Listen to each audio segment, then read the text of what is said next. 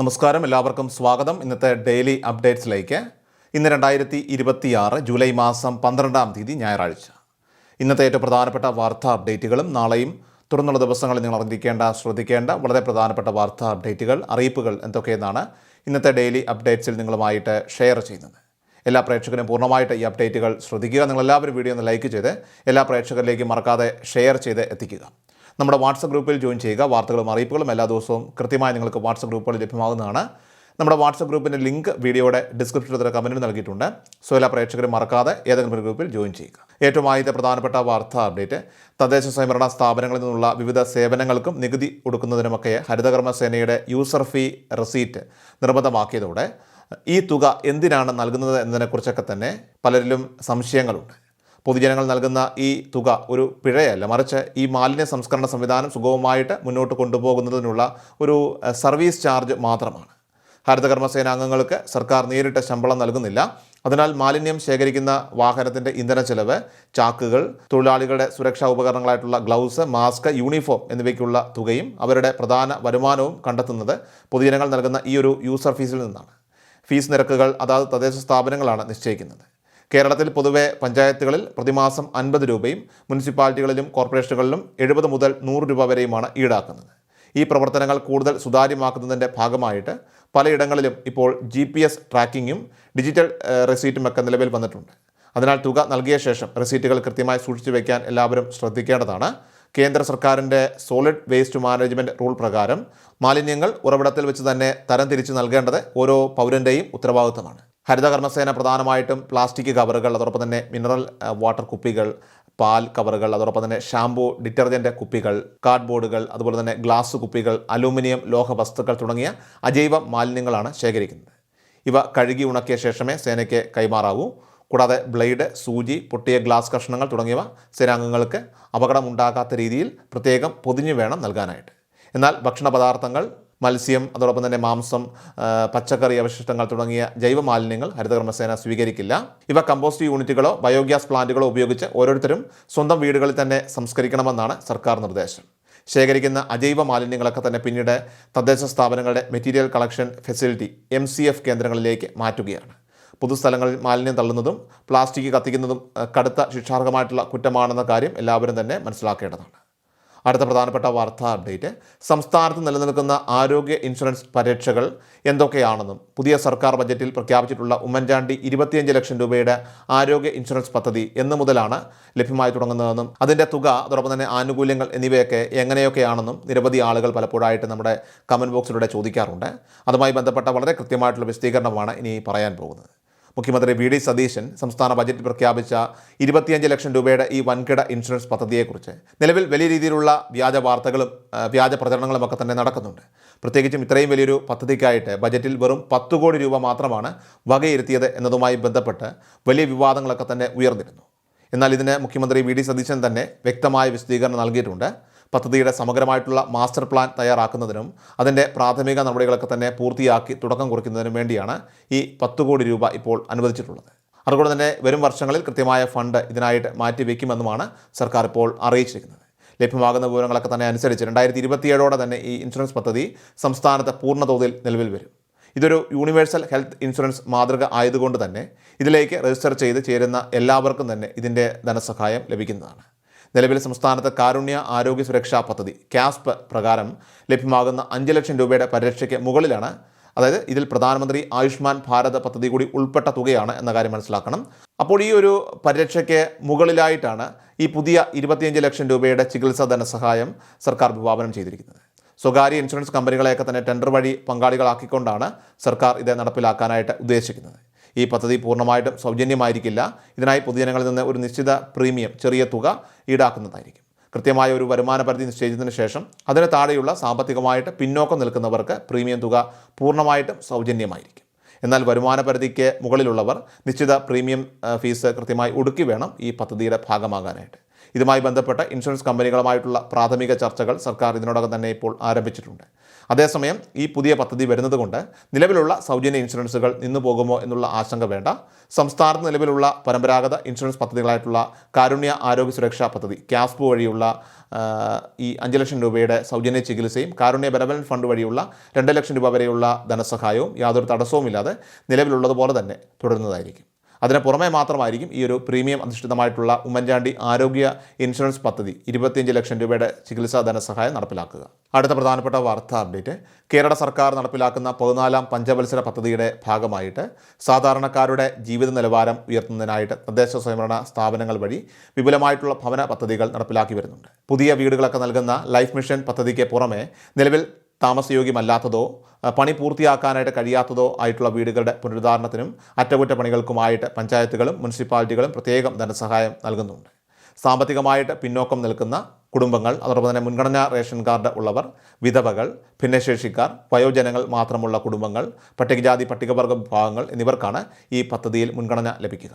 ഓരോ പ്രദേശത്തെയും ഫണ്ടിൻ്റെ ലഭ്യതയനുസരിച്ച് സമയക്രമം മാറുമെന്നതിനാൽ തന്നെ നിങ്ങളുടെ വാർഡിൽ നിലവിൽ അപേക്ഷകൾ സ്വീകരിക്കുന്നുണ്ടോ എന്ന വാർഡ് മെമ്പർ വഴിയോ തദ്ദേശ സ്ഥാപന ഓഫീസ് വഴിയോ ആദ്യം അന്വേഷിച്ച് ഉറപ്പുവരുത്തണം. തുടർന്ന് തദ്ദേശ സ്ഥാപനങ്ങളുടെ വാർഷിക പദ്ധതികളുടെ ഭാഗമായി നടക്കുന്ന ഗ്രാമസഭകളിൽ പങ്കെടുത്ത് നിങ്ങളുടെ ആവശ്യങ്ങളും ഗുണഭോക്തൃ പട്ടികയും സമർപ്പിക്കേണ്ടത് അനിവാര്യമാണ്. അപേക്ഷയോടൊപ്പം തന്നെ തിരിച്ചറിയൽ രേഖ, വില്ലേജ് ഓഫീസിൽ നിന്നുള്ള വരുമാന സർട്ടിഫിക്കറ്റ്, ഇനി ആവശ്യമാണെങ്കിൽ ജാതി സർട്ടിഫിക്കറ്റ്, ഭൂമിയുടെ നികുതി രസീത് അല്ലെങ്കിൽ ഉടമസ്ഥാവകാശ രേഖ, അപേക്ഷകൻ്റെ പാസ്പോർട്ട് സൈസ് ഫോട്ടോ, വീടിൻ്റെ നിലവിലത്തെ അവസ്ഥ വ്യക്തമാക്കുന്ന പോസ്റ്റ് കാർഡ് സൈസിലുള്ള ഫോട്ടോ എന്നിവയും ഇതിനോടൊപ്പം സമർപ്പിക്കേണ്ടതാണ്.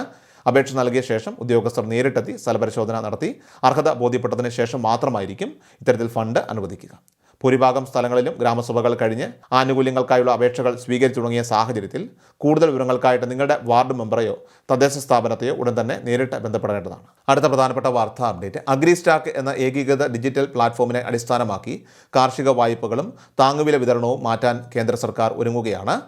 പ്രധാനമന്ത്രി കിസാൻ സമ്മാൻ നിധി ആനുകൂല്യം ലഭിക്കുന്നതിനും ഈ ഒരു രജിസ്ട്രേഷൻ ഇതിനോടകം തന്നെ നിർബന്ധമാക്കിയിട്ടുണ്ട്. ഓൺലൈൻ സർവീസ് സെൻ്ററുകൾ വഴി, പ്രത്യേകിച്ചും അക്ഷയ കേന്ദ്രങ്ങൾ വഴി കർഷകർക്ക് സ്വന്തം കൃഷിഭൂമിയുടെയൊക്കെ തന്നെ വിവരങ്ങൾ ഇതിൽ രജിസ്റ്റർ ചെയ്യാൻ സാധിക്കുന്നതാണ്. സംസ്ഥാന റവന്യൂ വകുപ്പിൻ്റെ സഹായത്തോടെ കർഷകൻ്റെ ഭൂമിയുടെ അളവ്, അതിര്, വിളവ് തുടങ്ങിയ വിവരങ്ങളൊക്കെ തന്നെ സമാഹരിച്ചാണ് അഗ്രിസ്റ്റാക്കിലേക്ക് നൽകുന്നത്. ഇതോടെ കർഷകൻ്റെ വ്യക്തി വിവരങ്ങളും അതോടൊപ്പം തന്നെ ഭൂവിവരങ്ങളുമൊക്കെ തന്നെ രാജ്യത്ത് ഒരൊറ്റ ഡേറ്റയായിട്ട് മാറുകയും കർഷകർക്ക് ഒരു പ്രത്യേക തിരിച്ചറിയൽ നമ്പർ ഇതിലൂടെ ലഭിക്കുകയും ചെയ്യും. അഗ്രിസ്റ്റാക്കിൽ വിവരങ്ങളൊക്കെ തന്നെ ലഭ്യമാകുന്നതോടെ ഓരോ ആവശ്യത്തിനും കർഷകർ വീണ്ടും രേഖകൾ സമർപ്പിക്കേണ്ടി വരില്ല. കൂടാതെ സബ്സിഡിയോടുകൂടിയ സ്വർണ്ണപ്പണയ കാർഷിക വായ്പകൾ, കുറഞ്ഞ പലിശയുള്ള മറ്റ് കാർഷിക വായ്പകൾ, താങ്ങുവില, സംഭരണം, വിള ഇൻഷുറൻസ് എന്നിവയ്ക്കെല്ലാം തന്നെ ഇനി ഈ പ്ലാറ്റ്ഫോമിലെ വിവരങ്ങളായിരിക്കും അടിസ്ഥാനമാകുക. വിള ഇൻഷുറൻസ് എന്നിവയ്ക്കെല്ലാം തന്നെ ഇനി ഈ ഒരു പ്ലാറ്റ്ഫോമിലെ വിവരങ്ങളായിരിക്കും അടിസ്ഥാനമാവുക. കേരളത്തിൽ ഇതിനോടകം തന്നെ 22 ലക്ഷത്തിലധികം പേർ അഗ്രിസ്റ്റാക്കിൽ രജിസ്റ്റർ ചെയ്തിട്ടുണ്ടെന്നാണ് കണക്കുകളൊക്കെ തന്നെ വ്യക്തമാക്കുന്നത്. എന്നാൽ സമാനമായ സേവനങ്ങൾ നൽകുന്ന കതിർ, എയിംസ് എന്നീ ഡിജിറ്റൽ പ്ലാറ്റ്ഫോമുകളൊക്കെ തന്നെ കേരള കൃഷി വകുപ്പിന് നിലവിലുണ്ട്. ആദ്യഘട്ടത്തിൽ എയിംസിലെ വിവരങ്ങളൊക്കെ തന്നെ കേരളം അഗ്രിസ്റ്റാക്കിന് കൈമാറിയിരുന്നുവെങ്കിലും കേന്ദ്ര സംസ്ഥാന പങ്കാളിത്തമുള്ള പദ്ധതികൾക്കായിട്ട് കർഷകർ സംസ്ഥാന പ്ലാറ്റ്ഫോമുകളിലും പ്രത്യേകം വിവരങ്ങൾ നൽകേണ്ടതുണ്ടോ എന്നതിൽ സംസ്ഥാന സർക്കാർ ഇതുവരെ വ്യക്തത വരുത്തിയിട്ടില്ല. അഗ്രിസ്റ്റാക്ക് നടപ്പിലാക്കുന്നതോടെ കാർഷിക മേഖലയിൽ വലിയ സുതാര്യത വരുമെന്നാണ് പ്രതീക്ഷിക്കുന്നത്. പ്രധാനമായിട്ടും കാർഷിക വായ്പകൾ കർഷകരല്ലാത്തവർ ദുരുപയോഗം ചെയ്യുന്നത് തടയാനും നെല്ല് സംഭരണത്തിൽ മറ്റുള്ളവരുടെയൊക്കെ തന്നെ വയലിൻ്റെ വിവരങ്ങൾ കാണിച്ച് അധിക ധനസഹായം നേടുന്ന തട്ടിപ്പുകൾ പൂർണ്ണമായും ഒഴിവാക്കാനും ഇത് സഹായിക്കും. ഓരോ വ്യക്തിയുടെയും പ്ലോട്ടുകൾ ഡിജിറ്റലായിട്ട് വേർതിരിച്ചാണ് ഇതിൽ സൂക്ഷിക്കുന്നത് എന്നതിനാൽ തന്നെ സംഭരിച്ച ധാന്യങ്ങൾ തന്നെയാണോ സംസ്കരിച്ച് വിതരണം ചെയ്യുന്നത് എന്ന് കൃത്യമായിട്ട് ട്രാക്ക് ചെയ്യാനും ഇതിലൂടെ സാധിക്കും. എന്നാൽ ഇതിനോടൊപ്പം തന്നെ ചില ആശങ്കകളും നിലനിൽക്കുന്നുണ്ട്. കൃഷിക്കല്ലാതെ മറ്റ് ചെറുകിട വ്യക്തിഗത ആവശ്യങ്ങൾക്കായി കാർഷിക വായ്പ എടുക്കുന്ന കർഷകർക്ക് ഭൂമി വിശകലനം ചെയ്തുള്ള ഈ പുതിയ പരിശോധന തിരിച്ചടിയായേക്കാം. കൂടാതെ കാർഷിക സ്വർണ്ണപ്പണയ വായ്പകളുടെ നിയന്ത്രണം കൂടുതൽ ശക്തമാവുകയും ചെയ്യും. പാട്ടകൃഷി ചെയ്യുന്നവർക്ക് ഭൂവുടമയുടെ വിവരങ്ങൾ നൽകി എങ്ങനെ രജിസ്റ്റർ ചെയ്യാം എന്നതിലും നിലവിൽ ആശയക്കുഴപ്പം ഇപ്പോൾ നിലനിൽക്കുന്നുണ്ട്. അടുത്ത പ്രധാനപ്പെട്ട വാർത്താ അപ്ഡേറ്റ്, സംസ്ഥാനത്തെ സാമൂഹ്യ സുരക്ഷാ ക്ഷേമ പെൻഷൻ വാങ്ങുന്നവരുടെ മസ്റ്ററിംഗ് തീയതി ഇതുവരെ ആയിട്ടില്ലെങ്കിലും മസ്റ്ററിംഗ് തുടങ്ങി എന്നുള്ള ധാരണയിൽ ഒരുപാട് ആളുകൾ ഇപ്പോൾ ഓൺലൈൻ സർവീസ് സെൻ്ററുകളിലേക്കും അക്ഷയ കേന്ദ്രങ്ങളിലേക്കുമൊക്കെ തന്നെ എത്തിച്ചേരുന്നുണ്ട്. ഇപ്പോൾ നല്ല മഴക്കാലമായതുകൊണ്ട് തന്നെ ഈ ഒരു സമയത്ത് പ്രത്യേകിച്ചും പ്രായമായവർ അനാവശ്യമായി അക്ഷയ കേന്ദ്രങ്ങളിലേക്ക് യാത്ര ചെയ്യുന്നത് ഒഴിവാക്കാൻ വേണ്ടിയാണ് ഈ ഒരു പ്രധാന അറിയിപ്പ് നൽകുന്നത്. മസ്റ്ററിങ്ങിനെ സംബന്ധിച്ച് സർക്കാരിൻ്റെ ഭാഗത്തുനിന്നും ഇതുവരെ ഔദ്യോഗികമായിട്ടുള്ള ഒരു അറിയിപ്പുകൾ വന്നിട്ടില്ല എന്ന കാര്യം മനസ്സിലാക്കുക. പുതിയ ഗവൺമെൻറ് ആയതുകൊണ്ട് തന്നെ ഇത്തരം കാര്യങ്ങളിലെ ഉത്തരവുകൾ പുറത്തു വരാൻ ചിലപ്പോൾ അല്പം കൂടി താമസം നേരിട്ടേക്കാം എന്നതിനാലും ആരും ഇപ്പോൾ ഓൺലൈൻ സെൻ്ററുകളിലേക്ക് പോകേണ്ട ആവശ്യമില്ല. ചിലപ്പോൾ മസ്റ്ററിങ്ങിൽ ഇളവുകൾ ഉണ്ടായേക്കാനും, അതായത് മസ്റ്ററിങ് പൂർണ്ണമായിട്ട് ഒഴിവാക്കുകയോ അല്ലെങ്കിൽ അതിൻ്റെ തീയതി നീട്ടി നിശ്ചയിക്കുകയോ ചെയ്തേക്കാനും സാധ്യതയുണ്ട്. ഈ ഒരു കാര്യം എല്ലാവരും മനസ്സിലാക്കുക.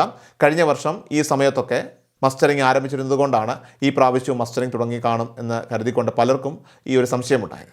സർക്കാരിൽ നിന്ന് കൃത്യമായ ഔദ്യോഗികമായിട്ടുള്ള അറിയിപ്പ് വരുന്ന സമയത്ത് നമ്മുടെ ചാനലിലൂടെ കൃത്യമായി നിങ്ങളെ അറിയിക്കുന്നതായിരിക്കും. ആ സമയത്ത് മാത്രം നിങ്ങൾ മസ്റ്ററിങ് ചെയ്താൽ മതി. ഇനി മറ്റൊരു പ്രധാനപ്പെട്ട കാര്യം, അത് എല്ലാവർക്കും ജൂലൈ മാസത്തിലെ പെൻഷനാണ് ഇനി ലഭിക്കാൻ പോകുന്നത്. ഈ ജൂലൈ മാസം നമുക്ക് ഒരു ഗഡു മാത്രമായിരിക്കും ലഭിക്കുക. 2 മാസത്തെ പെൻഷൻ തുകയായിട്ടുള്ള 4000 രൂപ ഒരുമിച്ച് ജൂലൈ മാസം എത്തുന്നു എന്ന തരത്തിലുള്ള ചില പ്രചരണങ്ങളൊക്കെ നടക്കുന്നുണ്ട്. ചില യൂട്യൂബ് ചാനലുകളിലൊക്കെ തന്നെ പ്രചരിക്കുന്നുണ്ട്. എന്നാൽ ഇത്തരത്തിലുള്ള യാതൊരുവിധ ക്രമീകരണങ്ങളും സർക്കാർ നിലവിൽ ചെയ്തിട്ടില്ല. ഓരോ മാസവും ലഭിക്കേണ്ട 2000 രൂപ വീതമുള്ള ഗഡുക്കളാണ് ഇപ്പോൾ നമുക്ക് ഓരോ മാസവും വിതരണം ചെയ്തുകൊണ്ടിരിക്കുന്നത്. പെൻഷൻ വർധനവ് സർക്കാർ എത്രയും വേഗം പരിഗണിക്കുമെന്ന് ഉറപ്പ് നൽകിയിട്ടുണ്ടെങ്കിലും അതിൻ്റെ തീയതികളും ഇതുവരെ ഔദ്യോഗികമായിട്ട് പ്രഖ്യാപിച്ചിട്ടില്ല. നിലവിൽ തുക ലഭിക്കുന്നത് എല്ലാ മാസത്തിൻ്റെയും അവസാന ആഴ്ചകളിലായിരിക്കും. അത് സാധാരണ ലഭിക്കുന്ന പോലെ തന്നെ നമുക്ക് തുടർന്നും ലഭിക്കുകയും ചെയ്യും. നിലവിൽ പ്രതിമാസം 2000 രൂപ വീതം ലഭിക്കുന്ന ലക്ഷക്കണക്കിന് വരുന്ന ഗുണഭോക്താക്കൾക്ക് പ്രത്യേകിച്ചും ഓണക്കാലമായതുകൊണ്ട് തന്നെ ഉത്സവ ചെലവുകൾക്കായിട്ട് പ്രത്യേക ആനുകൂല്യങ്ങൾ ലഭിക്കുമോ എന്നാണ് ഇനി പലരും ചോദിക്കുന്നത്. മുൻകാലങ്ങളിൽ ഓണത്തോടനുബന്ധിച്ചുകൊണ്ട് 2 മാസത്തെ പെൻഷൻ തുക അത് ഒരുമിച്ച് നൽകുകയോ അല്ലെങ്കിൽ നിലവിലുള്ള കുടിശ്ശികകൾ പൂർണ്ണമായി തീർത്ത് ജനങ്ങളിലേക്ക് എത്തിക്കുകയും ചെയ്ത മാതൃകകളൊക്കെ തന്നെ നമുക്ക് മുന്നിലുണ്ട്. എന്നിരുന്നാലും ഭരണരംഗത്തെ ഇപ്പോഴത്തെ പുതിയ മാറ്റങ്ങൾ, നിലവിലെ ട്രഷറി നിയന്ത്രണങ്ങൾ, ഇതൊക്കെ കണക്കിലെടുത്ത് ഇത്തവണത്തെ പ്രത്യേക അലവൻസിനെ കുറിച്ചോ അല്ലെങ്കിൽ 2 ഗഡുക്കൾ ഒരുമിച്ച് വിതരണം ചെയ്യുന്ന അധിക തുകയെക്കുറിച്ചോ ഉള്ള അന്തിമ തീരുമാനം അത് വരാൻ പോകുന്ന ദിവസങ്ങളിലെ ഔദ്യോഗിക പ്രഖ്യാപനങ്ങളിലൂടെ മാത്രമേ നമുക്ക് വ്യക്തമാവുകയുള്ളൂ. നിലവിൽ അത്തരത്തിലുള്ള പൊതു അറിയിപ്പുകളൊന്നും തന്നെ വന്നിട്ടില്ല. അതുകൊണ്ട് തന്നെ നിലവിൽ അത്തരത്തിലുള്ള വാർത്തകളൊക്കെ തന്നെ വ്യാജമാണ്. ഏറ്റവും അവസാനമായിട്ട് സംസ്ഥാനത്തെ സ്വർണ്ണവില പരിശോധിച്ചാൽ സംസ്ഥാന സ്വർണ്ണവിലയിൽ മാറ്റം തുടരുന്നു. 2026 ജൂലൈ 11 ശനിയാഴ്ച സ്വർണ്ണവിലയിൽ ഇടിവ് രേഖപ്പെടുത്തി. 22 കാരറ്റ് സ്വർണ്ണത്തിന് ഗ്രാമിന് 45 രൂപ കുറഞ്ഞ് 13,230 രൂപയിലും പവന് 360 രൂപ കുറഞ്ഞ് 1,05,840 രൂപയിലുമാണ് ഇന്നലെ വ്യാപാരം പുരോഗമിച്ചത്. സോ ഡെയിലി അപ്ഡേറ്റ്സ് പൂർണ്ണമാവുകയാണ്. എല്ലാവരിലേക്കും നിങ്ങൾ ഈ അപ്ഡേറ്റ്സ് ഇപ്പോൾ തന്നെ ഷെയർ ചെയ്യുക. നമ്മുടെ വാട്സപ്പ് ഗ്രൂപ്പിൽ ജോയിൻ ചെയ്യുക. വാർത്തകളും അറിയിപ്പുകളും എല്ലാ ദിവസവും കൃത്യമായി നിങ്ങൾക്ക് വാട്സപ്പ് ഗ്രൂപ്പിൽ ലഭ്യമാകുന്നതാണ്. നമ്മുടെ വാട്സപ്പ് ഗ്രൂപ്പിൻ്റെ ലിങ്ക് വീഡിയോയുടെ ഡിസ്ക്രിപ്ഷനിൽ അതിന് കമൻറ്റിൽ നൽകിയിട്ടുണ്ട്. സോ എല്ലാ പ്രേക്ഷകരും മറക്കാതെ ഏതെങ്കിലും ഒരു ഗ്രൂപ്പിൽ ജോയിൻ ചെയ്യുക. വാർത്തകൾ എല്ലാവരിലേക്കും ഷെയർ ചെയ്യുക. വീണ്ടും ഡെയിലി അപ്ഡേറ്റ്സുമായിട്ട് നമുക്ക് നാളെ കാണാം. അതുവരേക്കും നന്ദി, നമസ്കാരം. കൃഷൽ മീഡിയ എല്ലാ ദിവസവും വാർത്തകളും അറിയിപ്പുകളും ഡെയിലി അപ്ഡേറ്റ്സും ലഭിക്കാൻ ഇപ്പോൾ തന്നെ ചാനൽ സബ്സ്ക്രൈബ് ചെയ്യുക, ഫോളോ ചെയ്യുക. നിങ്ങളുടെ ലൈക്കും ഷെയർ നൽകി ഞങ്ങളെ സപ്പോർട്ട് ചെയ്യുക. നിങ്ങളുടെ അഭിപ്രായങ്ങൾ കമന്റ് ബോക്സിൽ രേഖപ്പെടുത്തുക.